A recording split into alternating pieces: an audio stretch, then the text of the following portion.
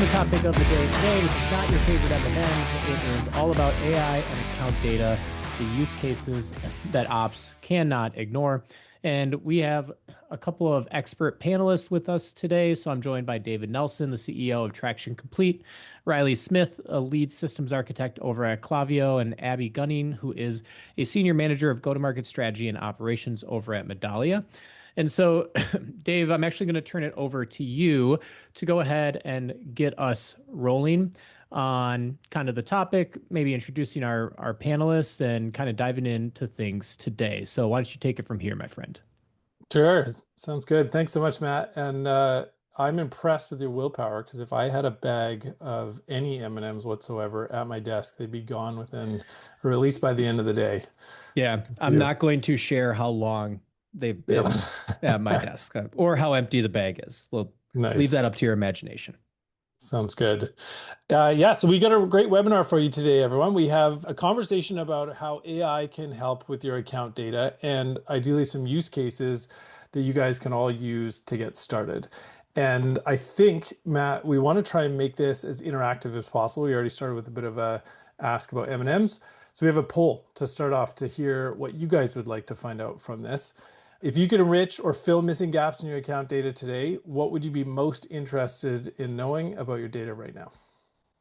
Yeah, and I've got this launched in Zoom, and I don't think our panelists can answer this question. So Dave, maybe I'll while we wait for some people to fill in some responses, I'd be curious. Obviously, you all at Traction Complete work with tons of revenue operators at a lot of different companies. What do you think the most popular answer will be? Or I don't know if you want to stack rank these with the attendees today, but what do you think will be top of the list for people? I would probably guess the first one, general firmographics. And I say that because it's kind of the foundation of everything else that we'll talk about later. But every company is different. And what some people have already, what they're buying through great data providers versus what they don't have and are just learning that they can get through AI can be totally different. So I'm curious to hear the results. But yeah, how about you, Abby and Riley?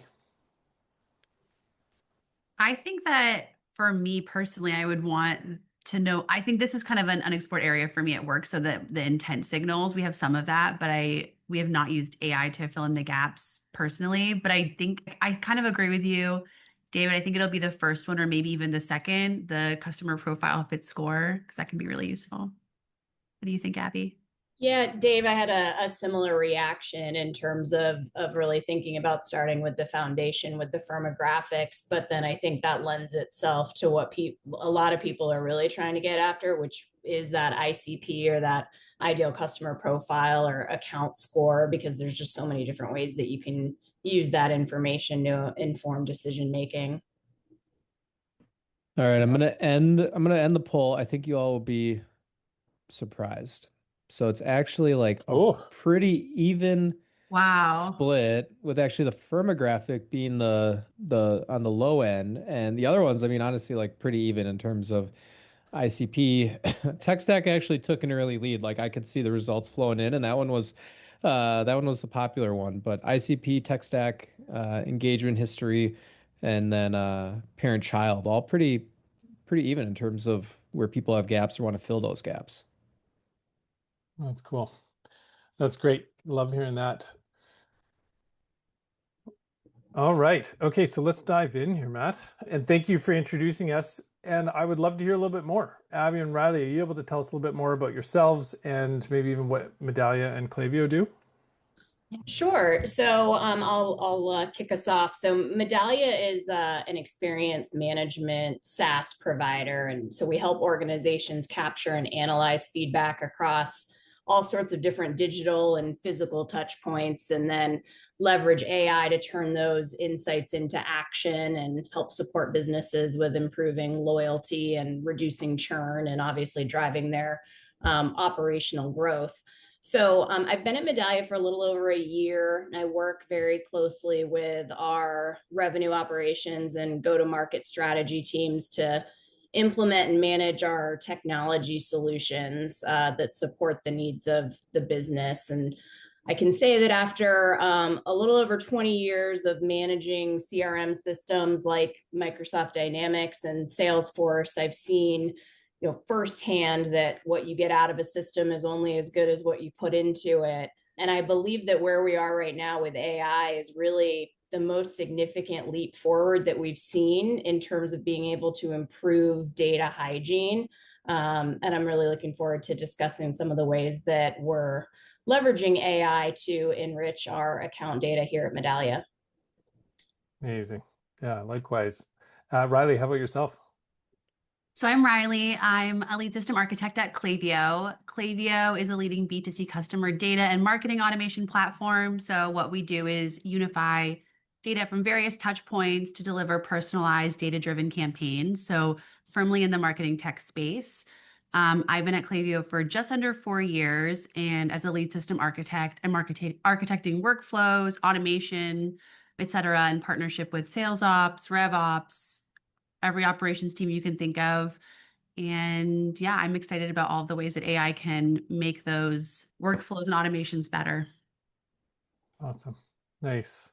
Well, thank you both for joining. I'm really excited. So for myself, at Traction Complete, we believe that data can be this incredible instruction set for businesses if it's done properly. And so this is a topic that is very near and dear to my heart. And I'm really excited to hear from both Riley and Abby about how they're leveraging AI to improve that data, because it's so foundational. Right? Account data is at the heart of every B2B business, and everything we touch basically in revenue operations hinges off that account record. Contacts, opportunities, contracts, they all roll up to accounts. Territories, ICP fit, segmentation, it all relies on that account data. So if it's incorrect, it's out of date, or it's incomplete, your go-to-market is just going to be far less efficient. And yeah, here's a great quote. Steven Jackson's a great friend of ours from Salesforce. He's a principal enterprise architect, and he says very eloquently that everything starts with accounts, and if your account sucks, then everything is going to suck that goes downstream. And there's a ton of truth to that. The problem is we surveyed hundreds of SaaS companies, and we found that 8 in 10 leaders believe that they don't have clean, actionable account data in Salesforce. Now, fortunately, enter AI, like Abby was saying, and artificial intelligence has opened seemingly endless possibilities for almost instantaneously attaining all of this incredible data that would have taken thousands of hours and teams of people to attain in the past. It can help enrich, it can normalize, it can standardize all of your data almost automatically. So with that in mind, let's go find out how we can actually get started. So here's what you can expect in the webinar. We're hoping to provide practical, high-level use cases that you can take away and try on your own, but hear from these experts on, hey, what actually worked and what didn't, so you can avoid that and not have to do that learning on your own. And ideally, we know that it's great to want to have spend and new technology, but it's not always easy to attain the funding for it. And so how do we go about building a business case to get AI data in your org? All right, so let's dive in. Riley, maybe I'll hand it over to you to start. Where did you get started? And maybe before you got started, what were the kind of goals that you were trying to achieve when you were diving into enriching with AI? Yep. Yeah. So Klaviyo uses a variety of enrichment vendors, and we started noticing some gaps, particularly for some of our smaller accounts. I always use this as an example, but I have a candle company that makes negative dollars, and there's some of our enrichment vendors that said I made like 70 grand a year. So probably a pretty good customer to go after. And so we were noticing these gaps, and these gaps were also being brought to us from reps themselves who were actually trying to leverage AI to basically solve some of those enrichment gaps for those smaller customers. Of course, we don't want reps to feel like they have to go create their own AI solution to do their jobs at work. And so for us, we were trying to fill in gaps for those smaller customers, but also in general, just have more accurate enrichment data, particularly around parent-child relationships all around, so that we're not speaking to the lowest customer on a hierarchy, but we're going right to the top if we can. And then, yeah, having the accurate things like revenue, demographics to make sure that we're targeting the right people. Amazing. And so it was kind of looking at how you can target it and supplement the data that you already had. Is that right?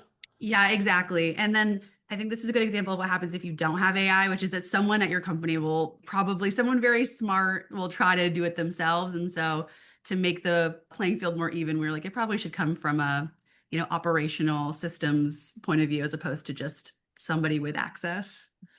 Yeah. Yeah. So true. If commission is on the line, they'll be very Yeah. creative in finding the data that they want to serve themselves. Yeah. Yeah.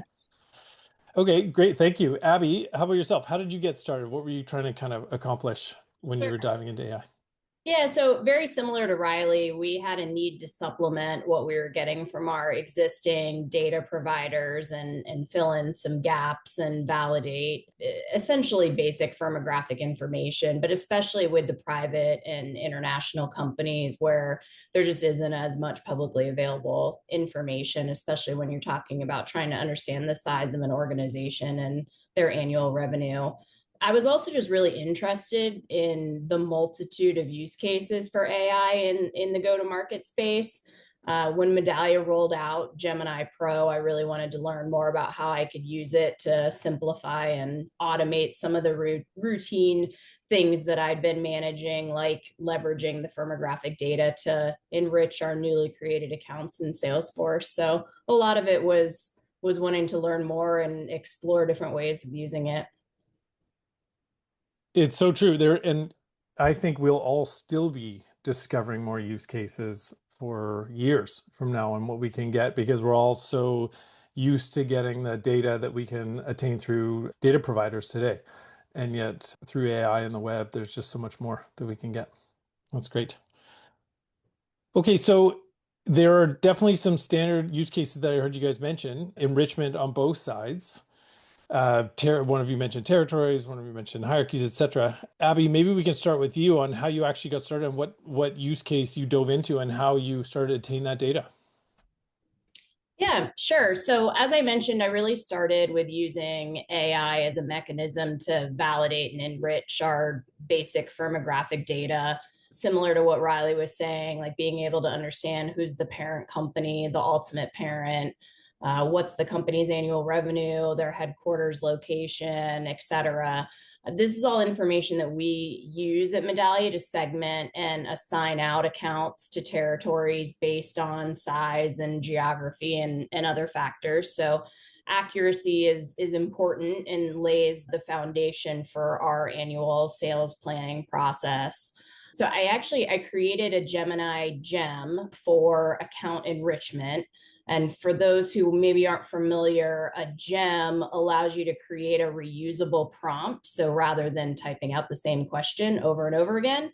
And so that gem really became the standard approach for enriching our account data in Salesforce. I just give Gemini the name of the company, and then the gem returns all the information that I need to create and enrich the new account with all of those different data points. And then a specific use case for us that I wanted to share with you all is around assigning industry and sub-industry to all of our accounts, and obviously to new accounts when they're getting created. Some of our existing data providers do offer enrichment of industry information, but we found that it wasn't always reliable or more specifically not consistent with the way that Medallia defines our industry focus. So we actually worked very closely with Traction Complete to develop and test and validate a prompt to mass enrich all of our accounts based on our Medallia defined industry taxonomy. So that was sort of our first foray into doing like a mass enrichment of our account data, and really yielded great results. And we're now using that industry and sub-industry data as part of our account planning process. That's amazing. And you probably learned quite a bit using those gems on what was working and what wasn't, I would imagine, and had to refine. Is that right? Yes, absolutely. Definitely a big lesson learned is that you start with a prompt, and then certainly as you look at the results that you're getting, it really becomes an iterative process to refine that prompt and get the output that you're looking for. Nice. Abby, a quick question for you from the audience. Do you run any validation steps against the Gemini output before it makes its way into your CRM? Good question. So I do validate against some of our third-party data providers. And sometimes if I find conflicting information, I'll dig further into it by looking for other information on that company's website, or that sort of thing. But yeah, I do still go through a sort of checks and balances process, to make sure that the information that I'm getting out of that gem is accurate and up to date. That's great. So Riley, how about yourself? What was the kind of the primary use case, or one of the use cases at least, that you started with that you can help share with the audience? Yeah. So for us, every year, like probably many companies here, we do our fiscal year data carving. An important piece of that is knowing the hierarchy of these accounts, because we assign things out in hierarchies. We have different hierarchy logic for different regions, et cetera. And so knowing which company is owned by which company and how they flow into hierarchy is super, super, super important. And something we noticed, we used to just use an enrichment vendor. And if they said, hey, this is the account, we would say, great, we would specify it, but we didn't actually take note of any time that the account didn't exist in Salesforce. So in some cases, we were flattening our hierarchies by saying, hey, actually, like we only had the ultimate parent. So now this child account is reporting right to the ultimate parent, and we're losing all of the depth in between. So that was something we really wanted to think about as well. Like, how can we take note of where the gaps are for us? And so we, as part of the data carving exercise, ran OpenAI enrichment on 1.1 million accounts, and we identified the parent company hierarchy. I do want to note that we completed it in 2 days thanks to the batching, which was really good. I actually had us like, I think I told our operations team it could take like a week. So then I got to be the hero and be like, oh, it's actually really fast in the end. So that told us, hey, this account is actually the parent of this account. But we also used it to say, this account doesn't exist in Salesforce. Here's the suggested parent URL. And as part of our fiscal year go live, our operations team are reviewing these on like a quarterly basis and saying, hey, we should create these or not create these, with the ultimate goal to auto create them in Salesforce, maybe having some kind of case that gets approved by sales ops before something is created, so we don't put in a bunch of junk. Yeah, always under promise, over deliver. That's the only thing you need to know about anything at work. So yeah, so we were able to say this is the parent of this account. And then also very importantly, as we think about the future, if the account didn't exist, what's the URL, and have them reviewed so that we can make sure our hierarchies aren't super flat, but also that we're not just bringing in junk. And then I would say, similar to Abby, you definitely, like, there is a lot of testing before we ran it on our 1.1 million accounts. For example, we have like a referral partner record type. We're like, okay, we don't want to run it on those. Sometimes OpenAI would say like a really long sentence, like, hey, I'm so sorry, I couldn't find the parent URL. And we're like, no, we don't need that. Just don't send anything back if there's, no information. So I would definitely promote doing some level of iterative testing before running it on such a large scale. But I will say it was a lot easier than I thought it would be. Nice. Yeah, that's amazing. And so of that data, what were you actually attaining? What were you asking for from AI for the hierarchies?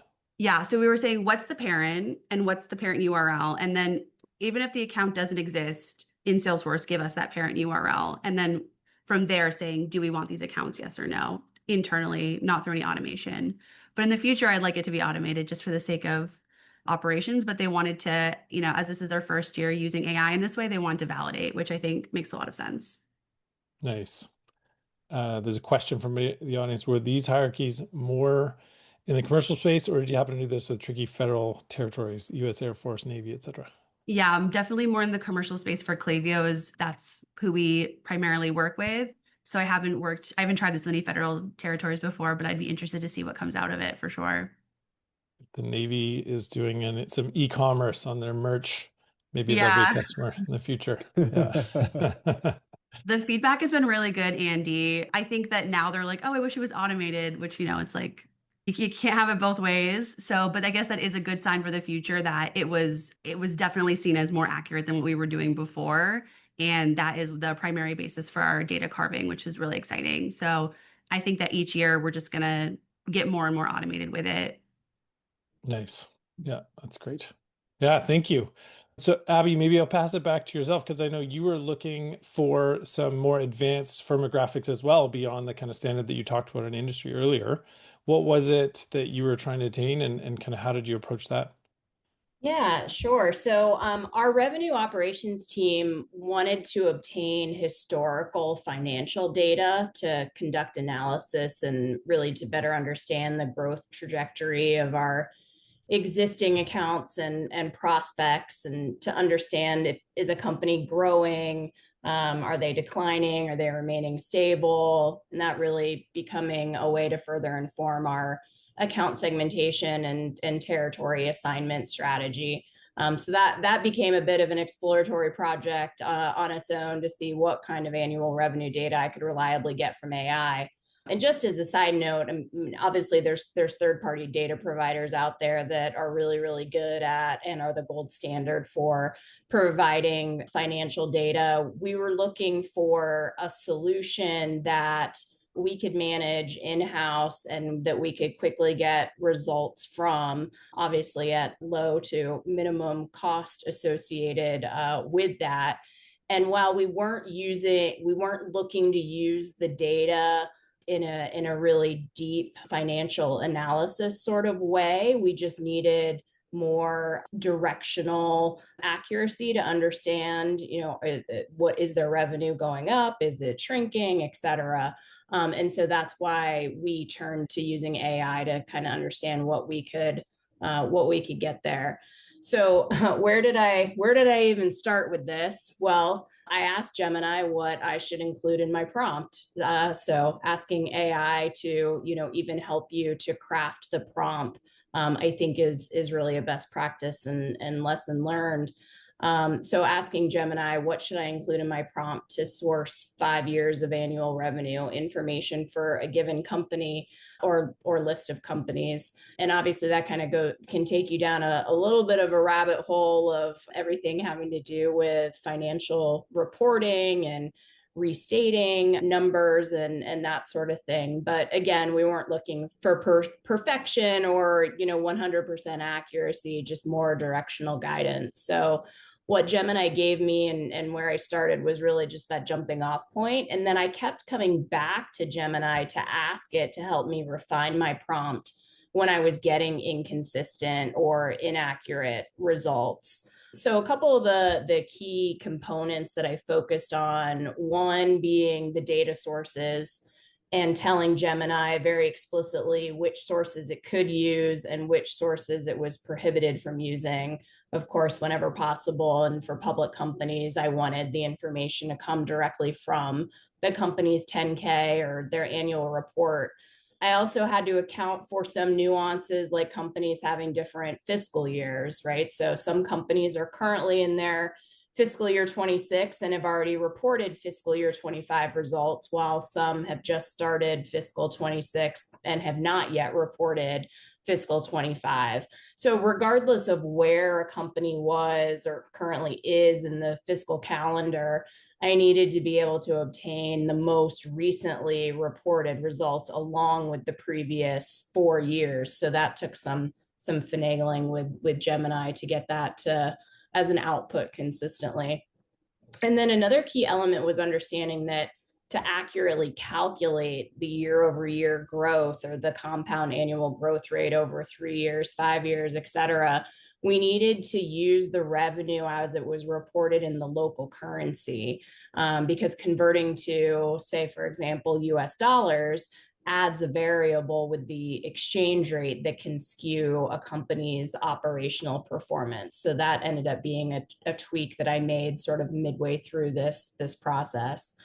I really just started by running the prompt on a small subset of accounts, like about 20 or so, a mix of public and private, and just continued to refine the prompt as I reviewed the results and validated the accuracy. And then we expanded to doing a mass enrichment of about 700 accounts. And then our next phase is going to be mass enrichment of about 7,000 of our largest accounts. Awesome. And I love that use case, Abby, because it's something that you don't see all that often amongst the standard data providers for something more advanced like that.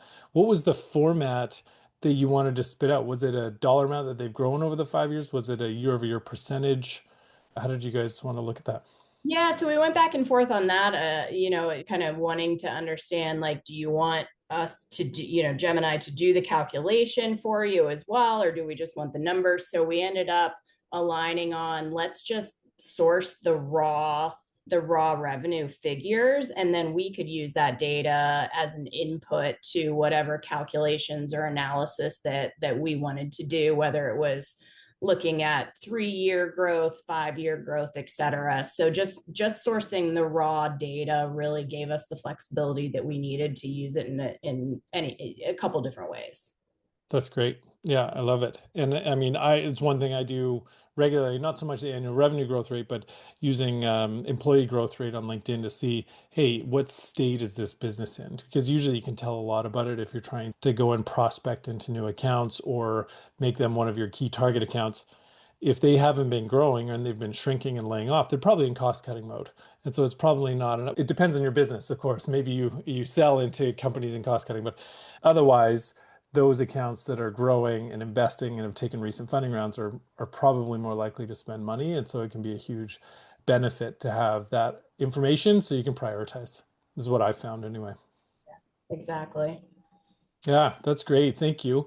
There's a ton of questions to catch up on here. People are very curious. Yeah, exactly. So someone asked, how do you pull this data for private companies when data is not reported? I mean, I'll take a bit of a stab at that. I mean, asking one of the LLMs for the data you can do regardless of whether it's public or private.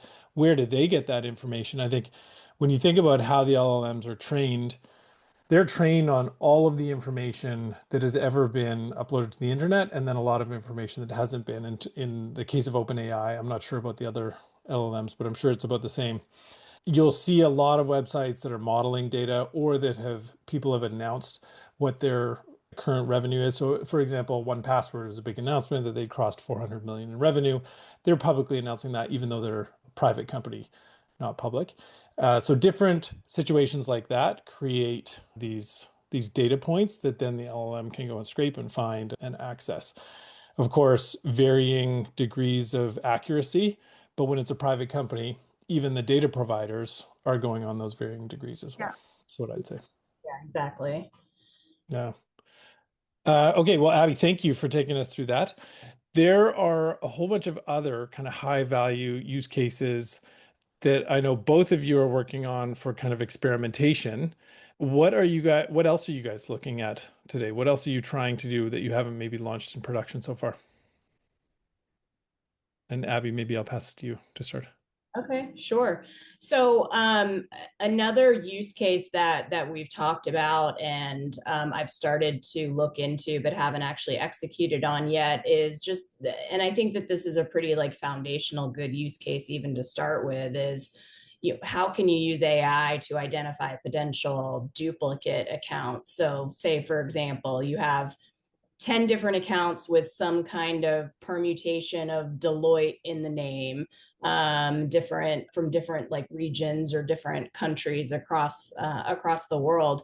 You can ask AI to help you understand the legal structure of those entities and if any of them are potentially duplicates. So if you feed it the name, the account name as it is in your CRM, the location, if you have that information, or even website or other identifying information, you ask Gemini to help you understand how these different entities are related or any of them duplicates. I've done time and time again, I've asked Gemini to create a visual of how companies and their different operating divisions or business units are related to one another in a hierarchical view. And that helps us to identify accounts that can be merged because they're duplicates, and also helps us to update the account hierarchy in Salesforce, because we tend to take the approach of an account executive being assigned to an entire account stack, meaning the parent company and the child companies as well, just to have consistency in the way that the account executives are working with those different buying entities. So having the account hierarchies be updated and accurate is important and helpful in that regard. Yeah, for Yeah. us, some of the data we're looking at too are verticals that customers are part of, tech stack, monthly web visits. Basically, those are signals to us about which accounts should be worked by sales versus marketing, which is a um, probably not alone in that the quest to have a better delineation of who does what and which accounts are better aligned with which teams at Klaviyo. So those are things that we're definitely looking at and matter a lot to us. Yeah, I believe it. Were there any other types of data that you're looking for, Riley? Any other use cases that you're experimenting with? Those are the big ones. We've done some experimentation with the deduplication, like Abby was saying, but I think for us, it can be a little bit more straightforward because a lot of our customers will have like, this is my own business, but like candlecowboy.myshopify, and then all of a sudden they buy a URL and their domain changes. And so they're a little bit more clear cut for us. So right now, mostly on the firmographic side, but like I said at the beginning, I'm interested in the intent signals piece of it. Like I guess web visits kind of gets you like closer on the customer side of who's purchasing from them, but I'd like to also see how often they're on the Klaviyo website, if they're researching competitors, like more on the marketing side of things. Riley, Nice. what's the URL of your candle company? It's You did it it's too closed for fast. a You got to plug while. it. I'm so sorry. It's been closed for a long time, but it's Okay. candlecowboy.com. But it's just because we sell to companies, it's just the one that everyone at my company on my team uses as an example because no one else has a business they're willing to share. I've But yeah. never met a revenue operator candle maker before. You're the first. So Gotta have the balance. This could yeah. have been the big break. I Yeah, know. I had a, yeah. we can talk about it after, but I had a horrible, I'm not an entrepreneur. I had a horrible model, which is that I make every candle in a different vintage vessel. So really difficult to scale. I would not recommend for anyone starting a candle business. So better left to the systems and RevOps side of things, I think. Passion project more than Yeah, this. exactly. Yeah. Nice. Well, good for you for trying it. That's all. That's great. Okay, well, thank you for taking us through that. There's so many more, I think, opportunities, and the more people test and share, that the more opportunities we'll all see that are out there that it can help each of our businesses. But in the meantime, there's been a bunch of questions about this too in the chat. What are the learnings that you guys went through in going through and testing and refining before you decided to actually adopt and push into production? And then there's some questions on how you actually did that as well. Yeah, I So think yeah, go ahead, please. okay, cool. So this is more on the system side of things, but I'd say even if you are supplementing AI, like you have enrichment vendors and you're using AI to kind of supplement them, my biggest piece of advice is just to have one field that you stamp with the actual like final value and not show all of the different like potential enrichment vendors and like what AI says. And I think that can build a lot of mistrust amongst end users because then they're trying to do the calculations themselves. Like, okay, well, if it's this, but these values are like, just give them the actual value of what you think it is. And then I'd say very importantly, create a dispute process because you don't want end users to feel like, okay, well, I saw one that's wrong and I have no recourse for it. And so now I'm assuming that they're all wrong. Like give people a chance to say, hey, AI made a mistake here, but require proof. Don't take people on their word, just like you wouldn't take AI on its word. Require that people actually show you if it's wrong. Yeah, yeah, love it. So similar to what we do today with a data provider. Yep. Okay, amazing. Abby, how about yourself? Yeah, so I mean, first and foremost, I think that it's about starting small with a simple use case and a relatively small subset of data so you can manually validate the results that you're getting. And then I think that just my piece of advice would be just understanding that as you expand into more complex use cases, just knowing that you will have to work through an iterative process as we talked about earlier to develop the prompts, to refine the prompts, to ensure that you're consistently getting the output that you're looking for. For example, I ran my annual revenue prompt on the same 20 companies over and over again as a basis for iterating on that prompt and making tweaks to it to make sure that I was getting the right financial metrics that I was looking for and consistently. And I manually validated that data for those 20 companies. So I knew if the results that I was getting were accurate or if I needed to make any further adjustments. And I think somebody in the chat was asking, sort of like how long did that take? And quite frankly, it was weeks of working on this on and off in the midst of, my day job and other responsibilities, to just go at it for a couple of hours and then sort of take a break and come back to it the next day. So it was a process. I mean, a great learning experience and learning opportunity, but I'd be lying if I said that working through the process didn't come with some frustrations. So for instance, my annual revenue prompt, and you're talking about something as simple as you would think of, like getting the same columns to come out of in the output each time. And I explicitly told Gemini in my prompt what columns to return, and that it needed to return the same columns in the same order every time, and seemed pretty straightforward.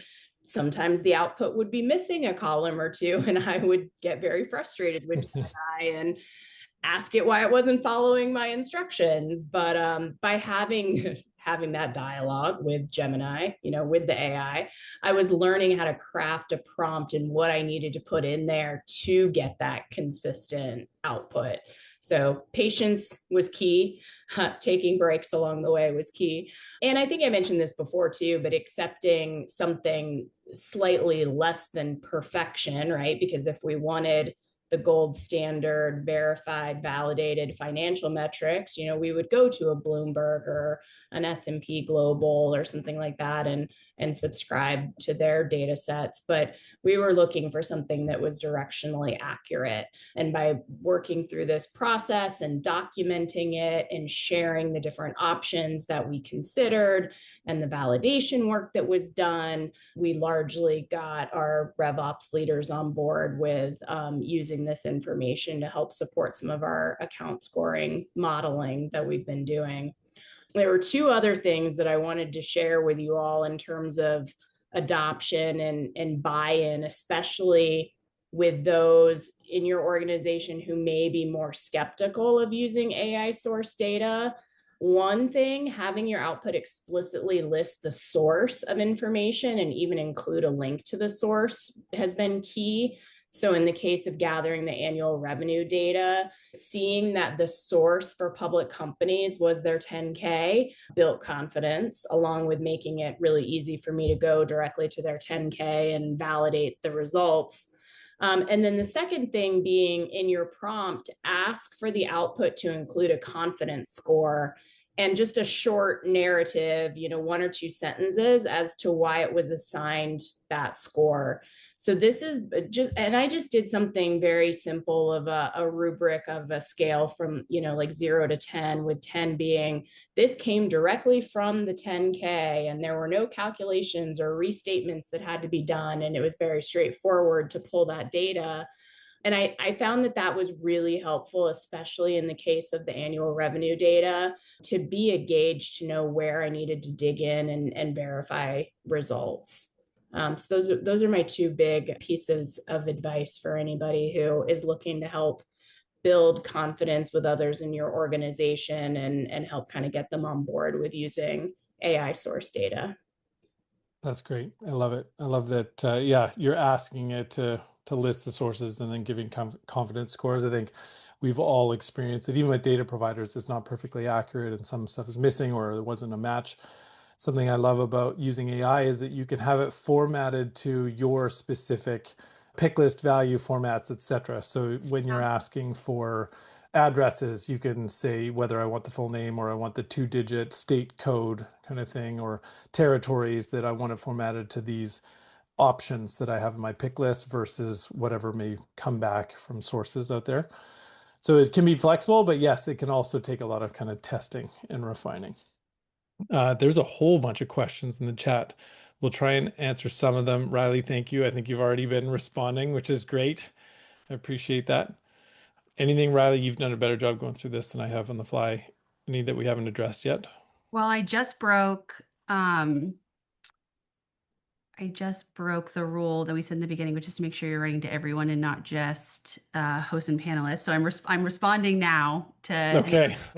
anyone didn't see my messages, but there are some good questions around where to start if we're supplementing with enrichment vendors, if we allow automated account creation, all these things are things that we're thinking about a lot. So it seems like people are thinking about this in a similar way to us, which is nice to see.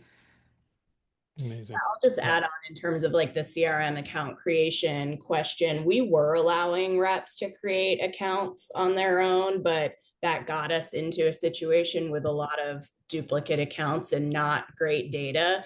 So after spending many months of cleaning that up, we created a more centralized data governance process where requests for new accounts come into our RevOps team and we review the information. There is an element of making sure, yes, this is a company or an organization that we should be targeting based on size. We typically tend to target enterprise size accounts and above. And then we will actually like make sure that it doesn't already exist in Salesforce under a different or similar name. And then somebody from our RevOps team actually creates that account. Yeah, I'm trying to move towards that. We have pretty strict duplicate rules. So I mean, you occasionally see someone try to add a character, but they're caught pretty fast. So it's like a website or something.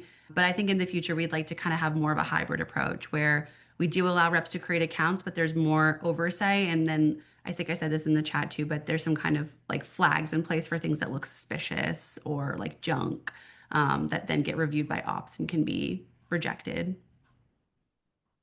Nice. I like the That's great.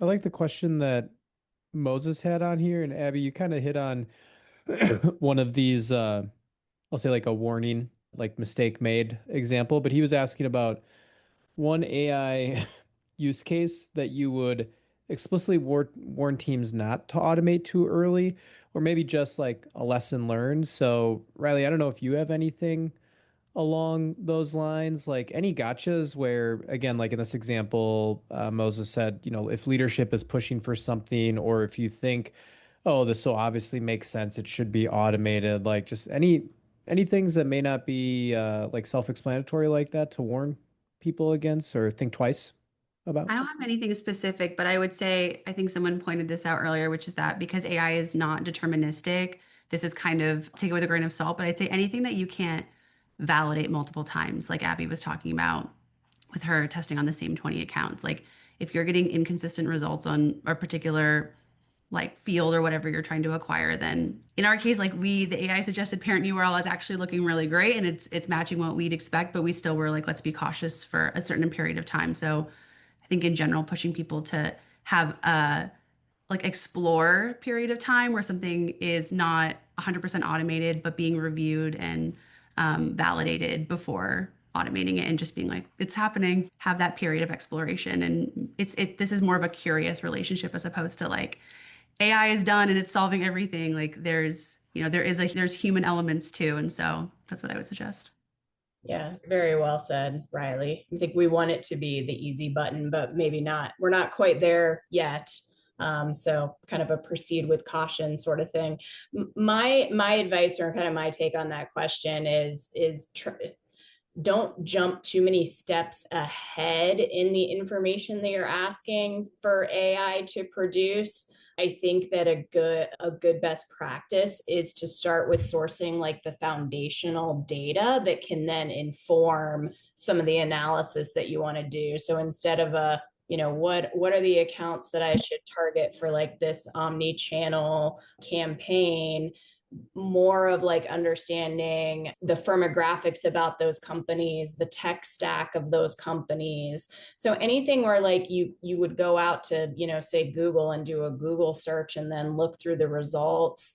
AI is going to save you time in aggregating that data across so many different data sources and give you, again, as I mentioned, sort of that directional feel for, where to go next. Nice. Yeah, and the way I'd focus on it is if there's a data element that's absolutely critical to your business that maybe not can't be wrong, because I'm sure everyone has incorrect data to some capacity, but you want to spend more and more time focusing on that and perhaps be looking at great data providers out there who that's all they do. And then for those alternative data elements that you can't afford to buy every single data vendor out there, it presents a massive opportunity to be able to attain it from the web. Yeah. Okay, so I have one last question for each of you. It's great to want to be able to do this, and yet we all have limited time and budgets. How did both of you go about kind of building a business case to get the funding to be able to go about enriching data through this source? Yeah. I mean, I'll start. I mean, I think that framing the use of AI as a strategy to reduce the amount of context switching and tool sprawl, and the idea of moving away from the need to stitch together data from different disconnected systems, whether they're internal to your organization or internal combined with external data providers, and moving towards the synthesis or the aggregation of that data to really drive towards decision making, I think is really key. You know, the AI source data that we're using is going to improve our account segmentation, which will improve our territory carve process, which will improve our account scoring models, and all of that will help to optimize our sales teams to be focusing on the right accounts at the right time, and making sure that our most expensive resources, our people, are spent on the high value selling and not necessarily doing like manual research, data mining kinds of activities. Yeah. On the Klaviyo side, we're an AI first company, so we didn't receive a lot of pushback. But thinking through what I would say if we had, I think there's some inevitability with AI, like not in a scary, the future is bad sort of way, but in a, this is where we're headed. And so, or I think early adoption is just great for any company. But I would also do what I said, the advice I gave to Chris in the chat, which is to focus on a real use case that is hurting your business and make that your mission, as opposed to saying, we're going to use AI to solve everything. Like, what is the specific pain point that you actually think AI can solve, and framing it around that use case as opposed to a band-aid solution for every problem at your company, I think can be really, really useful. And then in our case, like reps are already using AI on their own to try to solve this. So I think that you'll see more of that too. Like if you don't have a great AI solution or you don't have data that is accurate, like people will just go find it. And that is a huge waste of time at work, in my opinion. Totally agree. You want the seller selling, not Yeah. trying to validate. Yeah. Not doing my job. Yeah, not trying to justify their commission. Yeah. Yes. Fantastic. Well, thank you both for running through that. Thank you to the audience for all the questions. This is Yeah. the most interactive I think I've ever had, which is great. And some of you were asking on how to get started. How do you validate? I don't usually do this in demos, sorry, in webinars, because it's more of a sales pitch. In this case, I'm going to do a very quick demo. I see we have 6 minutes left here, so I'm going to try and do it in a few minutes, partially because we're announcing today the launch of a new product. So we spent a bunch of time trying to think about, well, what's the data best practice for trying to attain information and then validate it before you go in and bring it into production. And so we built what we call Complete Discover. And so with that, I'm going to share my screen really quickly, if you'll bear with me. Are you guys able to see that? Yep. So the idea is we wanted to put the data in an interface that you're all familiar with and comfortable using, instead of a separate web app that you have to go and hunt through. So in this case, we're in a Google Sheet, and we've installed a Chrome extension called Complete Discover. And so I'm going to authenticate using Google to make it quick here.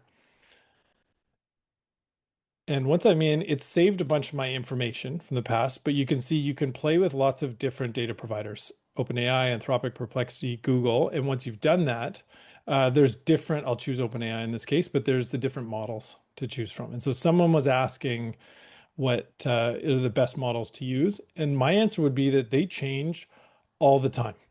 That originally, I think Perplexity was fantastic, and then GPT-5 came out and surpassed it.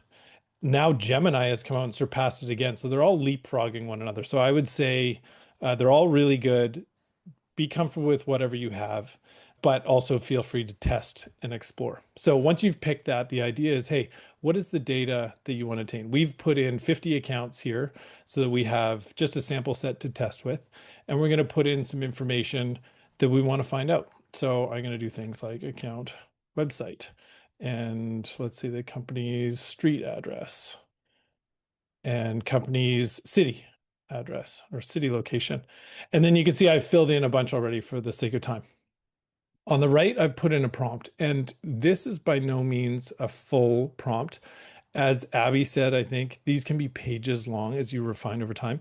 I didn't want to make it too long for the sense of the demo, but you can get a sense of what I'm trying to do. So I'm trying to enrich with company information, and I want to give it some specifics. So like for the state, I want to use the 2-digit state format. For the country, I want to use the full name. For industry, I want to use these pick list values because that's what we use internally. I didn't put all of them in. For revenue, currency, I want to use the standard 3-digit, etc. And so once I've filled that out, I can hit go.